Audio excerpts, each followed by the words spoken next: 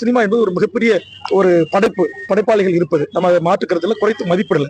ஆனா அது ஒன்றே இந்த நாட்டை ஆள்வதற்கு தகுதி இல்லை. கடந்த காலங்களில் சூப்பர் ஸ்டார் ரஜினிகாந்த் போன்றவர்கள் அரசியலுக்கு வருகின்ற போதும் சரி, தற்போது வந்திருக்கிற நடிகருக்கும் சரி, நாளை வர இருக்கிற நடிகருக்கும் சரி, நாங்கள் எல்லா நடிகர்களையும் நாங்கள் என்ன சொல்கிறோம் என்று சொன்னால், நீங்கள் எல்லாரும் இந்திய நாட்டின் குடிமக்கள், அரசியலுக்கு வாங்க, வந்து இந்த மக்களோடு மக்களுக்கான பிரச்சனைகளுக்காக பணியாற்றுங்க, களமாடுங்க, போராடுங்க. ஒரு 5 ஆண்டு 10 ஆண்டு அனுபவம் பெறுங்க.